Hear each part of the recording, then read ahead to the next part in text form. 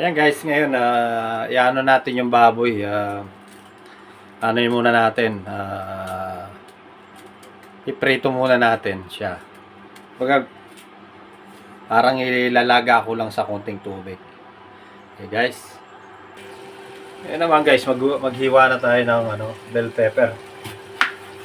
Gaya ng para sahog natin sa sa panswet, ganda ng kulay.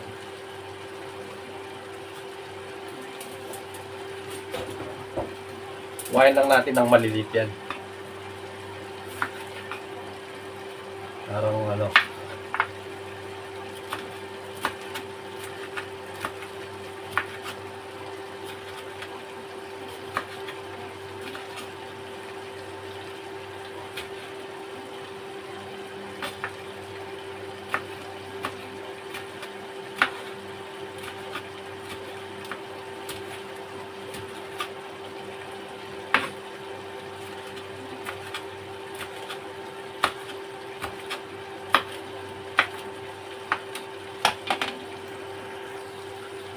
ayun guys, sunod natin naman tong green.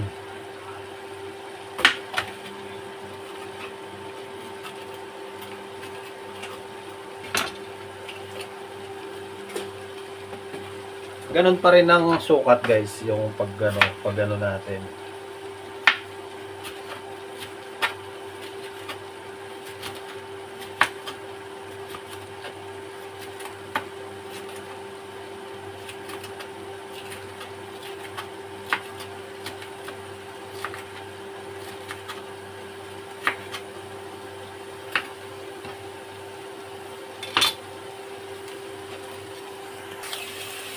Ayun guys, balik tayo dito sa ating baboy na ating piniprito. Medyo mausok nga lang. Pero dyan din tayo kukuha ng mantika natin mamaya. Balik rin muna natin. Yan. Yan. Mausok. Ngayon, sunod natin itong repolyo. Tagalin muna natin itong ito. Yung matigas ito.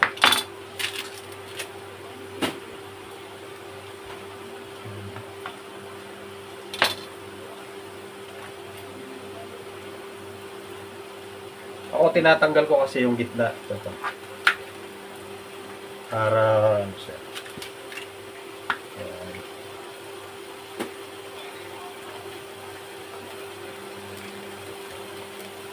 Kasi matigas yan guys.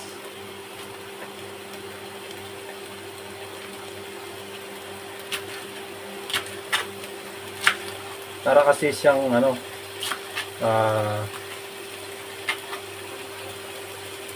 tawag doon, busal ba sa amin sa Kapampangan.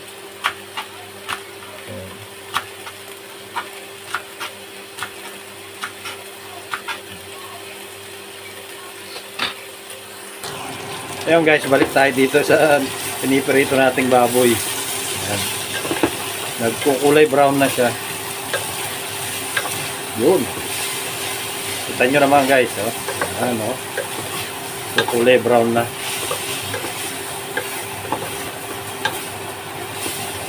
Ha?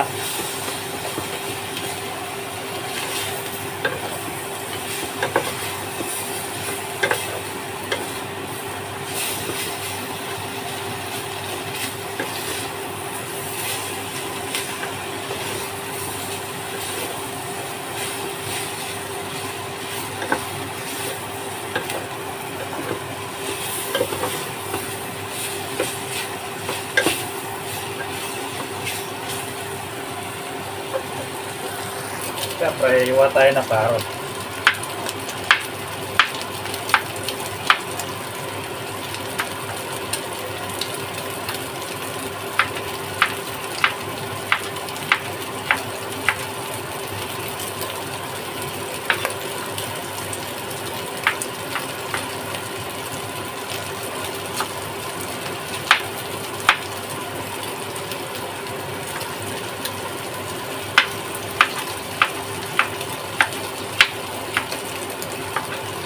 Dalawang karot po yung gagamitin natin.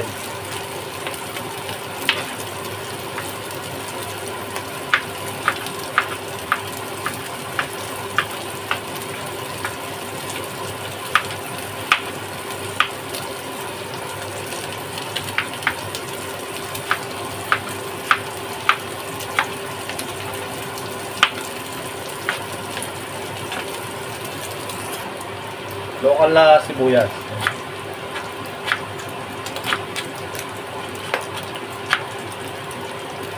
Siyempre, bawang.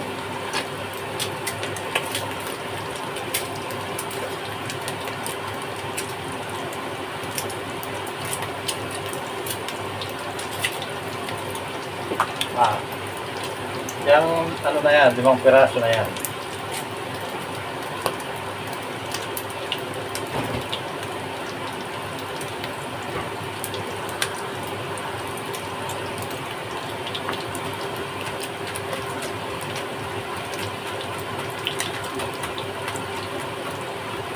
Pero ang ano ko.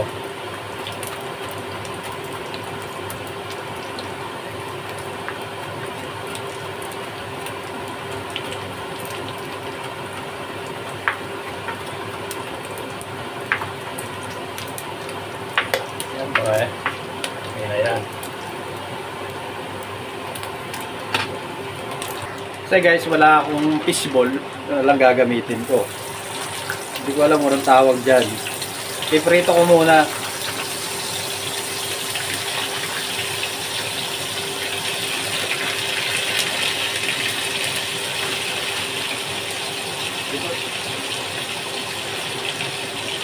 Hindi ko na iiwain kasi kami lang naman kakain nito, mag-asawa pati yung kapatid ko. Kaya iprito ko lang siya. Tama naman guys, ang ganda ng pagkakaano ng baboy pagkakaprito. Iprito ko lang to. Hindi ko na bibiyakin kasi matatanggal kasi yung laman. Meron kasi laman yan sa loob, yung kulay dilaw. Yan guys, luto na sila. Pwede na tayong manggisa. Yan o, luto na rin yung ano. Pwede na tayong manggisa niyan. Itatabi lang natin dito. Yan. Yan. Actually, gagamitin ko din yung mantika na galing sa baboy. Siyempre, lagay natin ang sibuyas.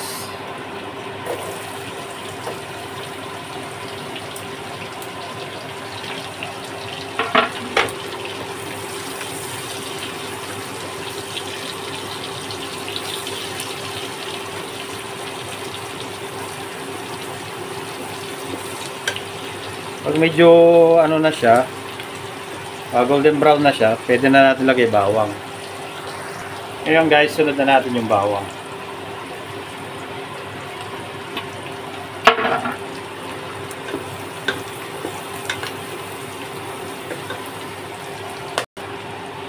Yan, golden ano na yung bawang.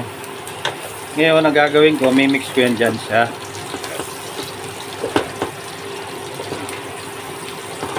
Parang nagisa na siya noon yung baboy. Para malasa. Mas malasa yung ano natin.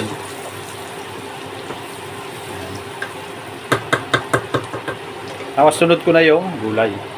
Kasi kanya-kanyang ano yan eh. Kanya-kanyang ano yan sa pamagluto eh.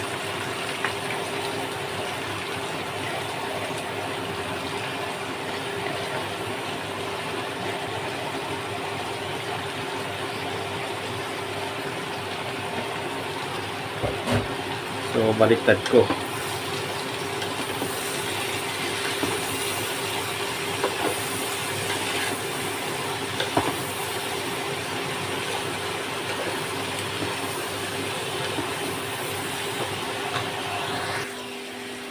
Ngayon, maglagay na tayo ng toyo.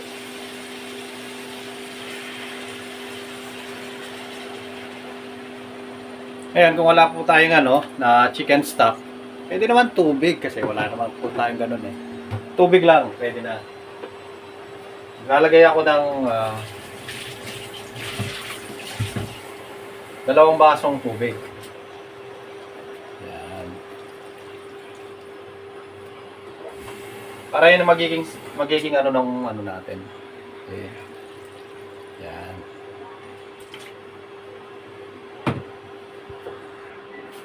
Kasi ako tantiameter din ang gamit. Ngayon lagay din ako ng oyster sauce. Tansyahin mo na lang. Yan. Yan na yan.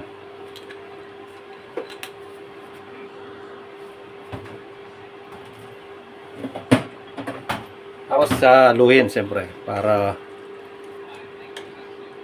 yan. Okay. Kasi ako ganyan ako maglutong ano ng kanton, pansit kanton. Pag kumulo na yan, ako nalagay yung panton. Ngayon maglagay din ako ng lagay ako ng paminta. Kasi ito yung gamit ko, yung crusher ko na may waga akong crusher. Kailangan maraming paminta, mas masarap. Yan. Yan. Actually, ito yung gamit kong pansit canton, yung UFC. Ito yung gagamitin natin. Lagyan na natin yung canton kasi nakakulo na.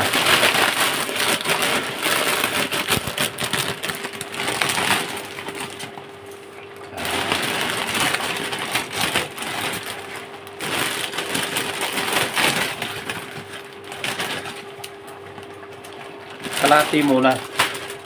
Kailangan muna natin i-ano sa tubig para ilubog natin sa tubig. Kasi sisip-sip pa kasi yan ng tubig yung ano natin, kanton natin. Yan. Yan.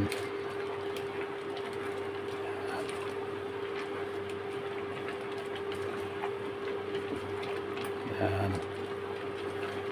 So, ngayon lagay na natin lahat para kasi ano yan eh.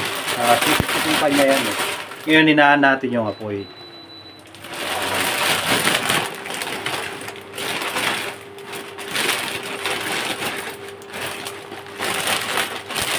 Kalahati muna kasi para hindi siya mabigla yung ano natin. Yan. Yan gusto kasi ng asawa ko na medyo may tubig kasi yung kanton para daw ano, masarap daw siyang kainin. Yun ang gusto niya.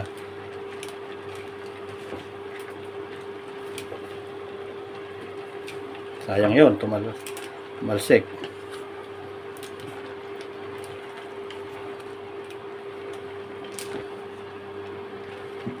Yan.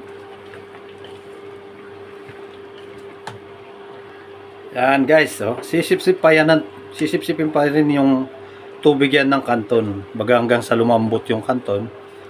Yan. Tama naman ang itsura. Napakasarap guys. Diba?